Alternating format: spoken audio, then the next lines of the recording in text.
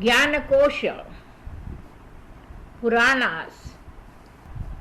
सर्गच्च प्रतिसर्गच्च वंशो मन्वन्तराणि च वंशानुचरितं चैव पुराणं पञ्चलक्षणम्.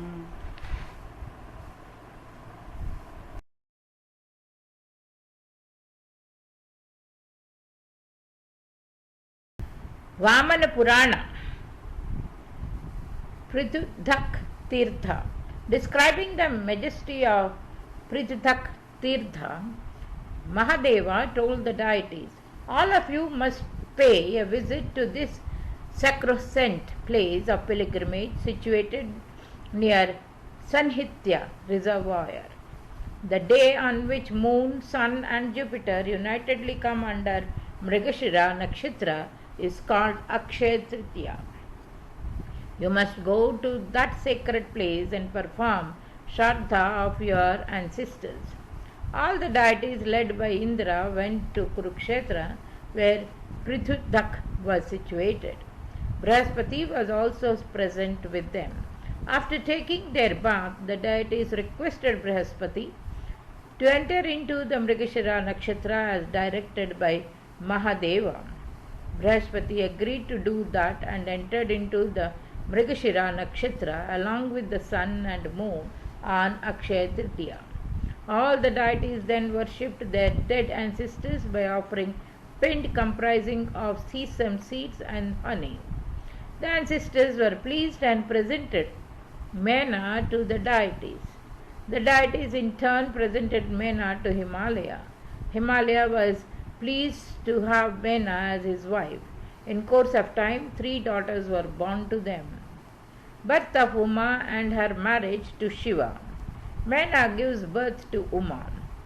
Manna gave birth to 3 daughters and a son. The eldest daughter, Ragini, was red complexioned and had red eyes.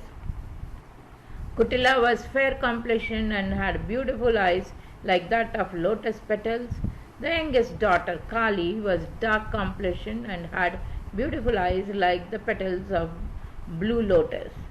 Men also had a son named Sunam.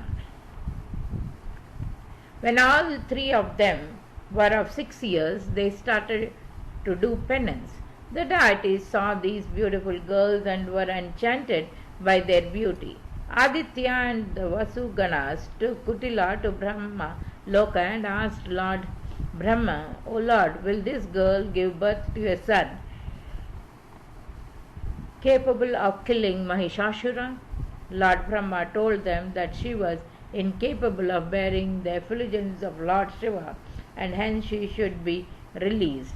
Kutila was dejected by Lord Brahma's rejection and challenged him that she would try every means so as to attain the capability of holding the effulgence of Lord Shiva. Lord Brahma became angry with her arrogant utterances and cursed her to become a river. In a very short period, the furious current of Kutila overflowed the whole Brahmaloka, but Lord Brahma managed to control her current. In this way, Kutila remained in Brahmaloka in the form of a river. When the deities saw Ragini doing penance, they took her to Lord Brahma. Even she was cursed by Lord Brahma in the same manner as her sister had been cursed. Due to Lord Brahma's curse, she became Sandhya evening and started for the auspicious yoga of Kritika. After losing her 2 daughters, Mena tried to dissuade Kali from doing penance, but Kali was not to listen. Reacting to her mother's advices, Kali pronounced "You, Ma," and as a result, she was named Uma by her mother. Uma commenced her severe penance to please Lord Shiva. When Lord Brahma came to know about this, he instructed the deities to bring her along to Brahmaloka. But the deities were unsuccessful in their attempt as Uma's radiance was unbearable for them. They returned to Brahmaloka and narrated the whole story to Lord Brahma. Lord Brahma was convinced that Uma was worthy of being Shiva's consort. One day Himalaya, Uma's father, brought her back home. Once Lord Shiva went to Himalaya mountain to do penance. When Himalaya came to know of his arrival, he was extremely happy. He made all necessary arrangements for Lord Shiva. One day, while Lord Shiva was engrossed in meditation, Uma arrived there. Lord Shiva was pleased to know that Sati had reincarnated as Uma. But his joy was momentary as he went back into deep meditation. Uma paid her obeisance by touching Shiva's feet. Lord Shiva, wanting to test Uma's devotion, went into hiding. Uma sought her father's permission to do penance with the objective of having Shiva as her husband. Himalaya agreed and gave his permission. She started her penance after creating an earthen idol of Lord Shiva. She worshipped that idol with total devotion. Lord Shiva became pleased with her devotion and appeared before her in the guise of a mendicant. On being inquired by Uma, Lord Shiva told her that he was on his pilgrimage to Prithudak. I am used to all these austerities as I have been practicing it since my childhood. But why are you torturing yourself in such a tender age? Asked Lord Shiva.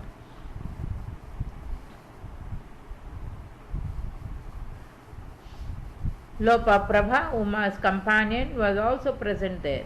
She told the mendicant about the objective with which Uma was doing her penance. She wants to have Lord Shiva as her husband, said Lopa Prabha. Hearing this, the mendicant laughed loudly and made fun of Shiva. He tried to dissuade Uma from marrying Lord Shiva. Uma became extremely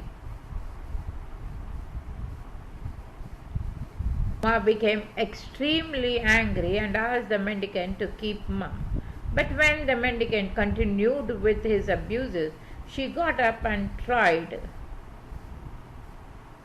to move away from the side.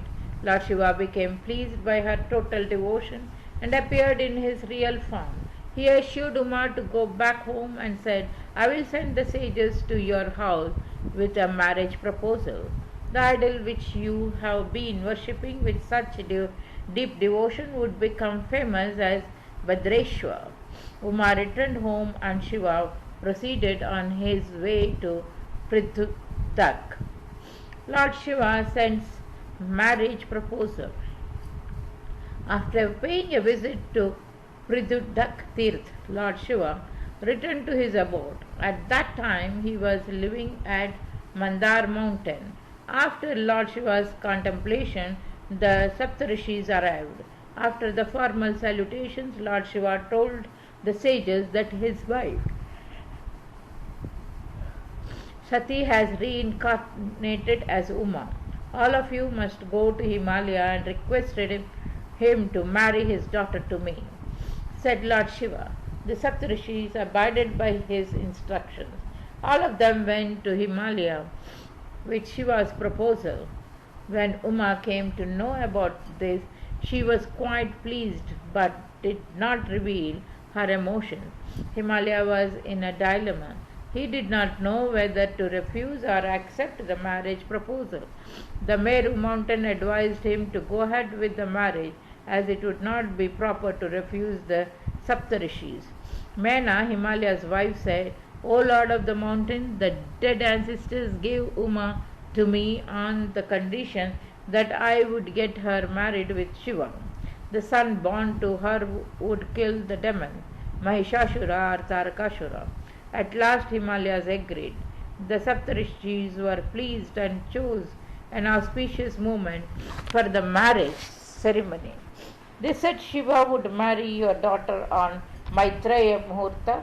the third day from today, when the moon will enter the Uttar Phalguni Nakshatra.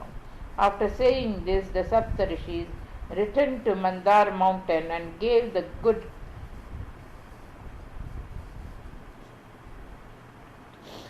news to Lord Shiva. Lord Shiva became pleased and worshipped the Saptarishis. The Saptarishis then went to inform all the deities about Shiva's marriage. Uma marries Lord Shiva.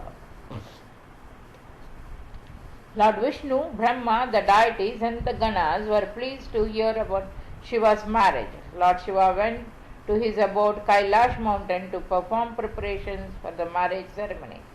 Lord Shiva's marriage procession proceeded towards Himalaya mountain. His appearance was quite terrifying, with a tiger skin around his waist and Gurcharan tilak on his forehead. He had a garland of skulls around his neck. Snakes were coiling all around his body. His mount, Vrishab, was walking in a majestic way.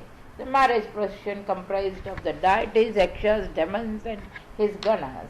Lord Vishnu had goddess Lakshmi by his side and was mounted on Garuda, eagle, while Lord Brahma was mounted on Hans. When the marriage procession reached its destination, Himalaya received his esteemed guests with great honor and guided them to his palace. The women folk envied Uma as they glanced at the handsome appearance of Lord Shiva. Uma was looking divinely beautiful in her white colored silken apparel. At last both the bride and the bridegroom entered the canopy where the marriage ceremony was supposed to be performed.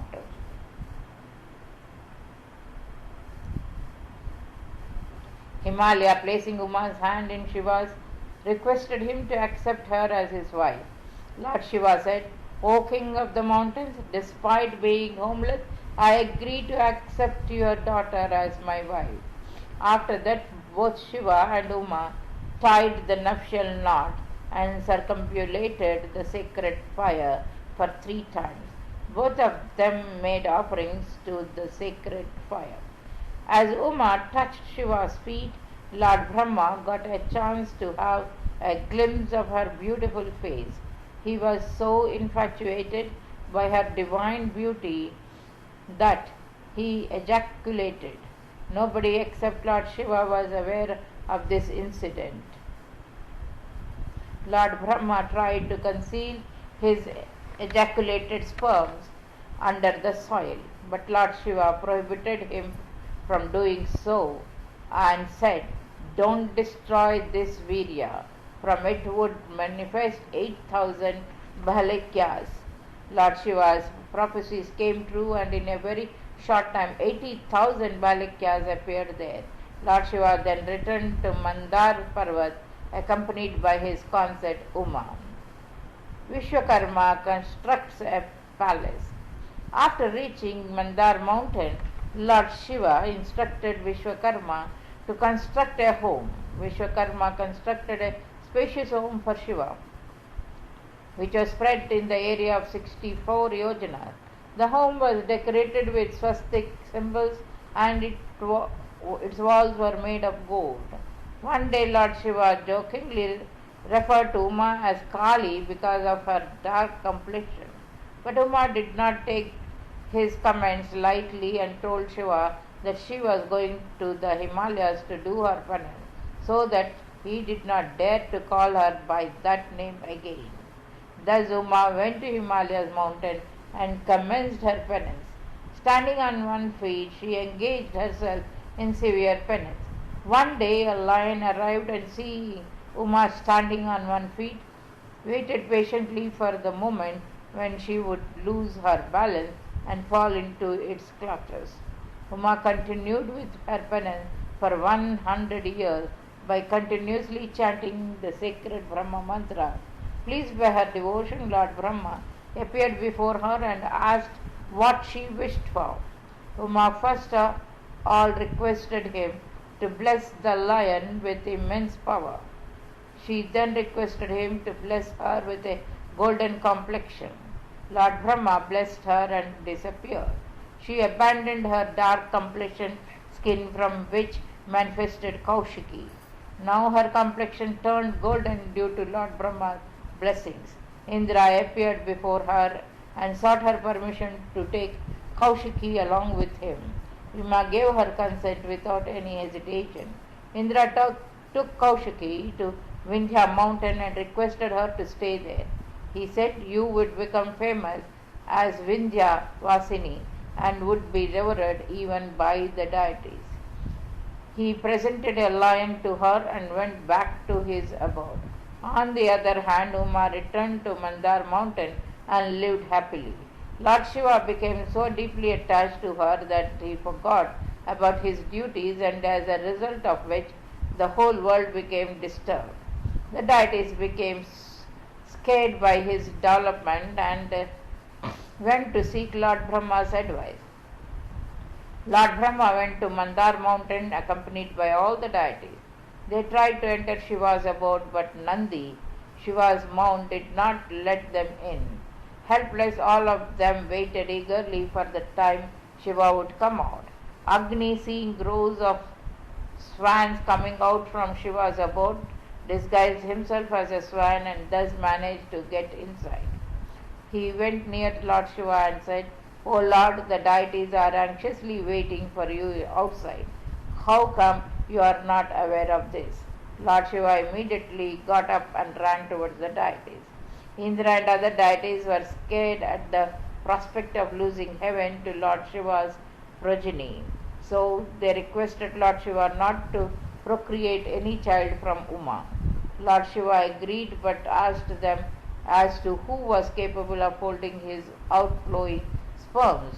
Agni came forward and swallowed each drop of Shiva's sperm. Satisfied, the deities left. Lord Shiva went inside and told everything to Uma. She became furious and cursed the deities that they too would remain sunless just like her. One day before taking her bath,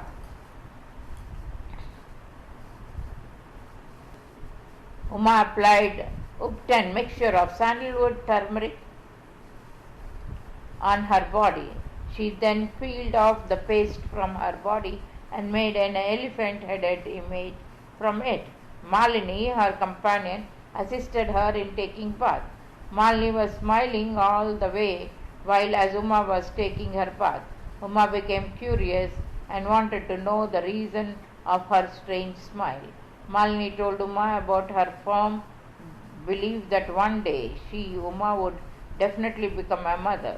Uma told her that this was impossible as the deities had prohibited her husband, Shiva, from procreating a child. But Malini continued to smile. After taking her bath, Uma went back home. After some time, Lord Shiva arrived and took his bath at the same place. The elephant-headed image created by Uma was lying there. Suddenly it became alive and started making a hissing sound from his trunk. Lord Shiva delightfully took him to Uma and said, "Look at your son." Uma was surprised to see that elephant-headed image alive and affectionately embraced him. Lord Shiva again said, "Your son will become famous as Vinayak and the whole world would worship him." Lord Shiva then entrusted the task of child security to Ghatadhar. Thus both Lord Shiva and Uma lived happily. The same Uma later on took incarnation as goddess Katyayani and killed the demon Shumb and Nishumb. Killing of Nishumb and Shumb. Shumb and Nishumb were sons of Danu. They wanted to avenge Mahishasura's death and sent many demons to bring goddess Chandika after enslaving her. First of all, Sugriv was sent, followed by Dhumralochana, but both of them were killed by the goddess. When Shumb and Nishumb heard of their death, they were infuriated. Nishumb attacked the goddess with a huge army. Shumb attacked from the other side. In the fierce battle, goddess Chandika broke Nishumb's sword as well as his shield. Nishumb then attacked goddess Chandika with his weapons, Shakti. Goddess Chandika broke it with her chakra. At last, she attacked him with her arrows at him, and as a result, Nishum got injured and fell. When Shum saw Nishum injured and unconscious, he ran towards Goddess Chandika to kill her. Goddess Chandika blew her conch and made a thunderous noise by pulling at the bowstring. Shum released the dangerous weapon, Ugradipti, in the direction of Goddess Chandika, but her weapon, Mohor Karnamani, destroyed it. Shum thundered loudly and attacked Goddess Chandika with a volley of arrows, but none could cause any harm to her. Finally, Goddess Chandika attacked Shum with her trident. Shum fell down unconscious. After some time, he regained his consciousness and attacked Goddess Chandika with his arrows. But she destroyed all the arrows. In the meantime, Nishum had regained his consciousness.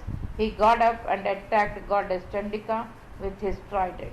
In the end, Goddess Chandika killed Nishum by piercing her trident in his heart. As Nishum was dying, and another demon manifested from his body. Even he was killed by her. Her Mount Simha devoured all the dead demons. Shum became angry at the death of his brother Nishum. He furiously told the goddess, "O wicked lady, do not be proud of your strength borrowed from others." Goddess Chandika replied, "O wicked demon, I am the only power of this whole universe. I am the origin of cause and effect. Look, all the divinities are entering into my body." The next moment, all the divine entities which had earlier manifested from the bodies of the deities united with the goddess. Now the goddess was alone. A tremendous battle was fought between Goddess Chandika and Shum. Ambika attacked him with numerous divine weapons, but Shum neutralized her attack with his own weapons. Shum covered the whole body of Goddess Chandika with his arrows. She broke his bow. After this, Shum attacked her with his weapon Shakti, which was broken into pieces by her chakra. Now Shum took out his sword and attacked her with it. She broke his shield and sword with her arrows. Shum then attacked her with his mace. Even his mace was broken into pieces. Shum had no more weapons left with him. He then hit the goddess on her breast with his clenched fist. She slapped him so hard on the face that he fell down. The next moment he got up and manifested himself in the sky. Now a tremendous duel was fought between them in the sky. In the end, she dashed him to the ground and pierced the trident in his heart. Shum was instantly killed. After the killing of Shum, Gandharvas, the deities, and Apsaras were so pleased that they danced and rejoiced. The whole atmosphere echoed with sound, Shanti, Shanti. After Goddess Chandika killed Shum, all the deities under the leadership of Indra and Agni started eulogizing her. O goddess, be pleased upon us, protect the whole world as you are the goddess of this whole universe. You appear in the form of this earth, the base on which everything is situated. Your light illuminates all the living creatures. You are the only power through which creation, nurturing, and annihilation takes place. You are the Brahmani, Maheshwari, and the Kaumari. We salute you because you have protected us from the terror of the demons. We need your protection from all the calamities of this world. Goddess Chandika was very pleased by their eulogy. She asked them for any wish. The deity said, O Akhileshwari, we need your protection. Clear all the obstacles from our path. Eliminate our enemies. Goddess Chandika replied, During Vaivasvat Manvantara, I will take incarnation from Yashoda's womb, the wife of Nanda, to kill the demon Shumba Nishum. After that, I will kill the demon Vaiprachiti. In my most aggressive form, 100 years later, I will manifest myself and would be known as Satakshi because of my 100 eyes. My next incarnation would be known as Shakhambari because I would nurture the whole world during the period of drought. I'll kill the demon Durgam during that drought period. I'll kill the demon Arun, the tormentor of all the three worlds, by taking the form of a bee. Due to this, I will be known as Brahmari. I will take incarnation every time the demons torment the world. Goddess Chandika says, I will clear all the obstacles from the path of such a man who worships me. If a devotee listens to the great tales of how I killed Mahishashura, Shumba and Nishum on the 8th, 9th and 14th days of any month, then he would be liberated from poverty and all his sins. He would become free from fear. A devotee must listen to my divine tales during all the religious ceremonies like making sacrifice, worship and performing yajna. By doing this, all his enemies will be eliminated. A man who remembers me when faced with dangerous situations remains protected by me. After blessing the deities, Goddess Chandika disappeared from their sight. All the demons who had survived after the killings of Shumba and Nishum went to the nether world to save their lives.